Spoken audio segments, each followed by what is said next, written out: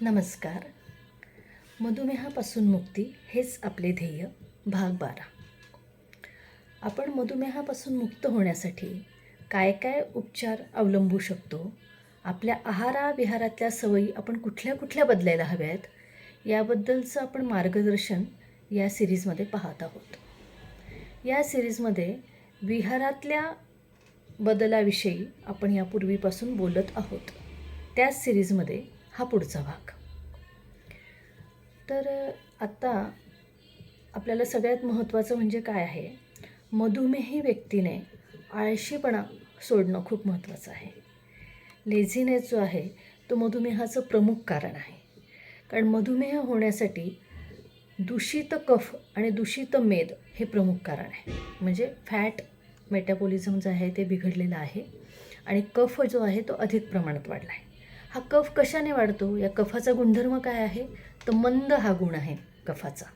म्हणजे काय, हालचाली आपल्या मंदावलेल्या, कमी प्रमाणात, आळशीपणा, एका ठिकाणी बसून राहणं, आस्यासुखम स्वप्नसुखम, हे अगदी म्हणजे आस्य म्हणजे एका ठिकाणी बसून राहणं, स्वप्नसुखम म्हणजे खूप वेळ झोपून राहणं. तर ही मधुमेह होण्याची प्रमुख कारणं सांगितलेली आहेत.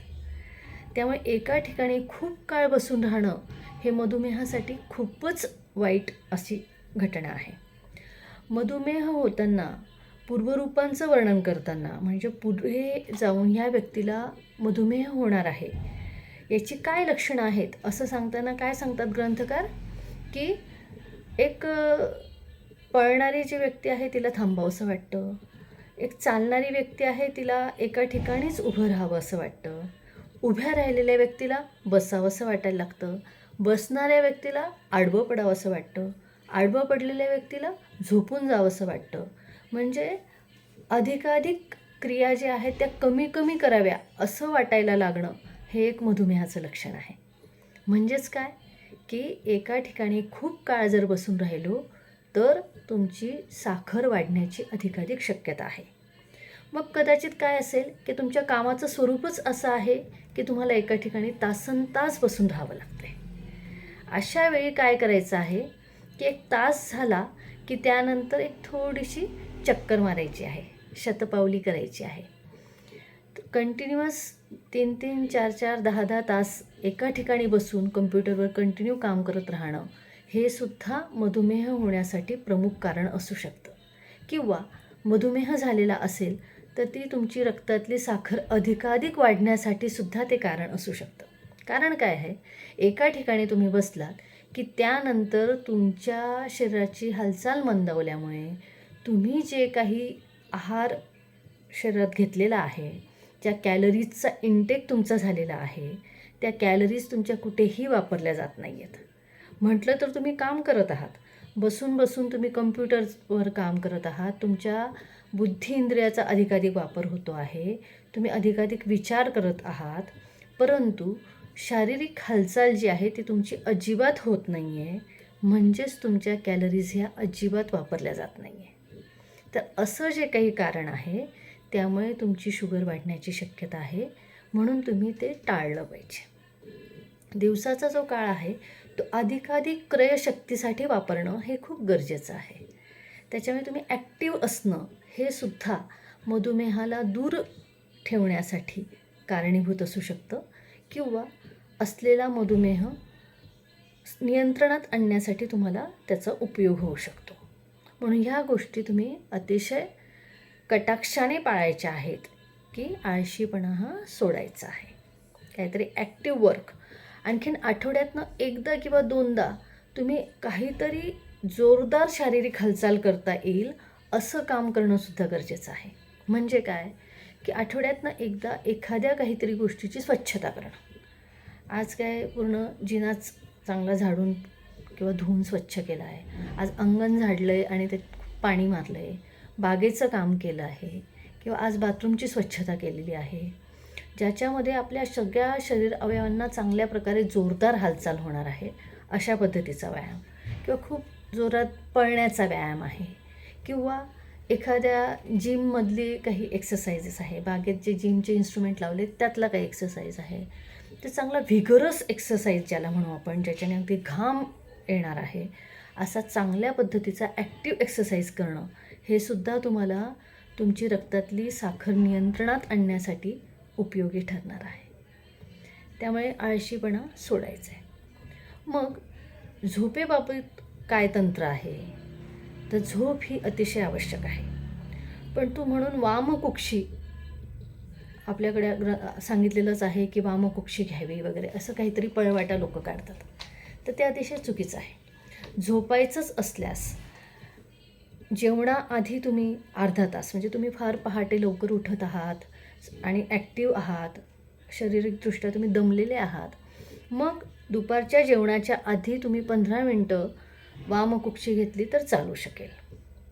पण जेवणानंतर जर तुम्हाला झोपावंसं वाटतं आहे तर ते तुम्हाला आडवं पडून झोपणं हे अजिबात वर्ज्य आहे. दुपारची झोप ही कुठेही सांगितलेली नाही आहे. झोपायचंच असल्यास आराम खुर्चीवर थोड्या वेळ मागच्या बाजूला शांतपणे रेलून डोळे बंद करून आणि असं तुम्ही 15 मिनटं आराम करू शकता. एवढी वामकुक्षी तुम्हाला पुरे आहे. मग तुम्हाला रात्री झोपण्याचं काय आहे नियम? तर रात्री झोपणं जे आहे ते अतिशय आवश्यक आहे. दिवसभर आपण शारीरिकदृष्ट्या अतिशय ॲक्टिव्ह असतो, मानसदृष्ट्या बौद्धिकदृष्ट्या आपण खूप काम केलेलं असतं.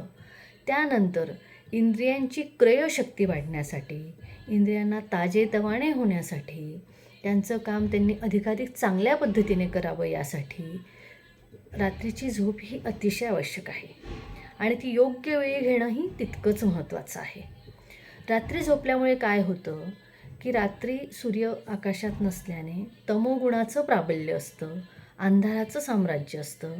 त्यामुळे त्याच वेळेला झोपणं हे आवश्यक आहे. रात्री खूप वेळा जागरण करायचं आणि नंतर दिवसा मात्र उशिरा उठायचं हे कुठेही शास्त्रसंमत नाही. रात्री जागरण हे वात आणि पित्त दोन्ही वाढवणारं आहे आणि दिवसा झोपणं हे कफ वाढवणारं आहे. त्यामुळे रात्री जागरणही करायचं नाही आहे आणि दिवसा झोपायचंही नाही आहे. म्हणून काय करायचं आहे, रोज आपले शरीर इंद्रिय थकलेले आहेत, सगळं असं झालेलं आहे. 7 वाजता तुम्ही जेवण केलेलं आहे, जेवण करून साधारणतः 3 तास उलटून गेलेले आहेत. त्यानंतर साधारणतः 10 ते 11च्या दरम्यान, जास्तीत जास्त उशीर म्हणते मी 11, नाही तर 10 10:30पर्यंत तुम्ही झोपायचं आहे.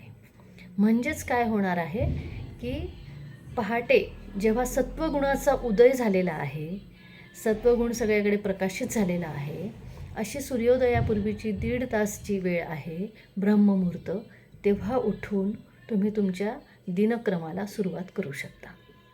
म्हणून झोपेचं महत्त्व हे अनन्यसाधारण आहे. रात्री साऊंड स्लीप ज्याला म्हणतो आपण, गाढ निद्रा ही अतिशय आवश्यक आहे.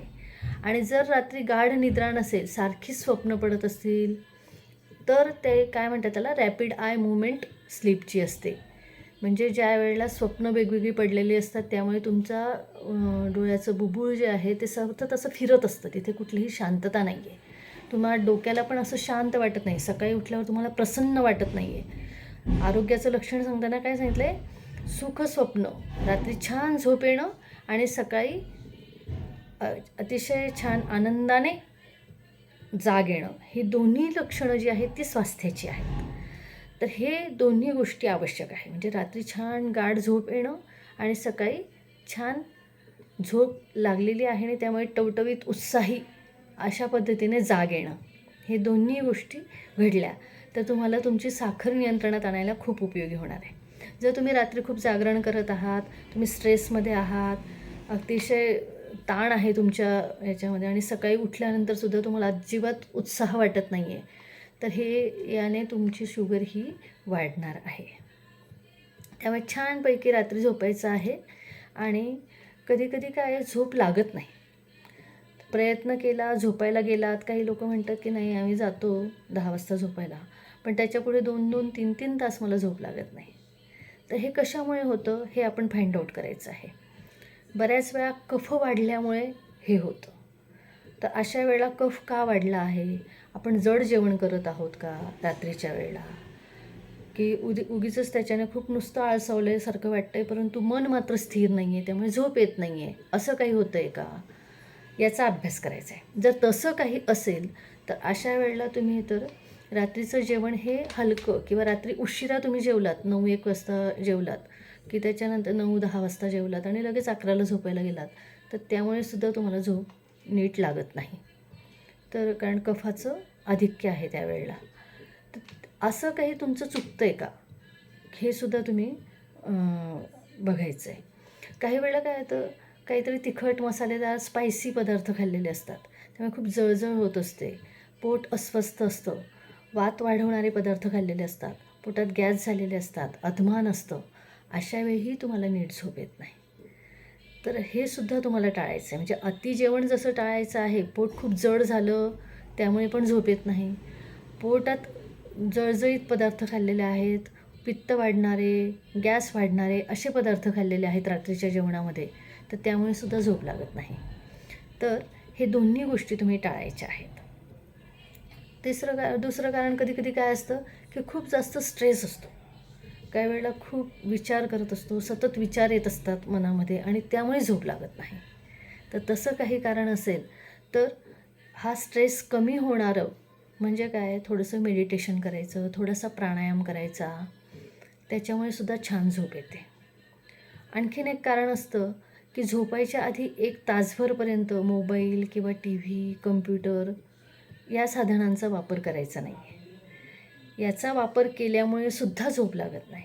तर चांगली झोप येण्यासाठी तुम्हाला किमान 1 तास आधी मोबाईल, कम्प्युटर, टी व्ही याचा वापर बंद करायचा आहे. फार तर तुम्हाला झोपेपर्यंत काहीतरी वाचनाची तुम्ही सवय लावली तर चालेल. 2-3 पानं तुम्ही वाचली तर तोपर्यंत तुम्हाला आरामात छानपैकी शांत अशी झोप येणार आहे. किंवा आणखीन तुम्ही काय करू शकता, त्राटक करू शकता. म्हणजे एक दिवा लावायचा आहे शांत मंद तेवणारा असा आणि त्याच्याबरोबर लगेचच तुम्हाला काय होईल की चा जो एक प्रकाश आहे त्याच्यावर तुम्ही कॉन्सन्ट्रेट करायचं आहे. तर जवळचं त्राटक असं करायचं आहे. तर सतत त्या दिव्यावर तुम्ही ध्यान केल्यामुळे एक साधारणतः 4-5 मिनटं जरी ध्यान तुमचं झालं तरी तुम्हाला एक शांत आणि गाढ अशी झोप येणार आहे. या दरम्यान तुमच्या मनात काही वेळा विचार येऊ शकतात वेगवेगळे पद्धतीचे. तर त्या विचारांकडे तटस्थ दृष्टिकोनातून बघण्याची एक सवय लावायची आहे. आणि दिवसभरात आपण काय चांगल्या गोष्टी केल्या, आज दिवसभरातल्या पॉझिटिव्ह गोष्टी ज्या आहेत त्या आठवायचा प्रयत्न करायचा आहे. यामुळे सुद्धा तुम्हाला गाढ झोप येणार आहे. नंतर फार झालं तर तुम्ही एक जटामांसी नावाची वनस्पती असते, त्याच्या मुळ्या जर आणून ठेवल्या घरामध्ये आणि एक करंगळी एवढी मुळी ही कपात ठेवायची आहे उभी अशी आणि त्याच्यावर गरम गरम पाणी, जसं चहाला तुम्ही उकळता तसं पाणी घेऊन ते त्यावर ओतायचं आहे आणि त्याच्यावर एक झाकण ठेवायचं आहे. हे तुम्ही संध्याकाळी साधारणतः 5-6 वाजता करून ठेवलेलं आहे आणि रात्री झोपायच्या वेळेला साधारणतः 9-9:30ला तुम्ही ते पाणी गाळून प्यायचं आहे. एवढं जरी तुम्ही केलं तर तुम्हाला एक शांत आणि छान अशी झोप येणार आहे. आणि झोपेचा खूप मोठा रोल आहे शुगर नियंत्रणात आणण्यासाठी. चांगली शांत गाढ झोप लागल्याशिवाय तुमची शुगर ही कधीही नियंत्रणात असणार नाही आहे. त्यामुळे हा अतिशय सोपा, घरगुती आणि छोटासा उपाय तुम्हाला सांगितलेला आहे. तर हा सुद्धा तुम्ही केला तर एक चांगल्या शांत आणि गाढ निद्रेसाठी तुम्हाला त्याचा उपयोग होणार आहे. आजच्या भागात एवढंच. मधुमेहावर नियंत्रण हेच आपले ध्येय, भाग 12वा. तुम्ही जर आजपर्यंत माझं यूट्यूब चॅनल सबस्क्राईब केलं नसेल तर कृपया हे चॅनल सबस्क्राईब करा. तुम्हाला अशाच छोट्या छोट्या टिप्स घेऊन मी येणार आहे. थँक्यू.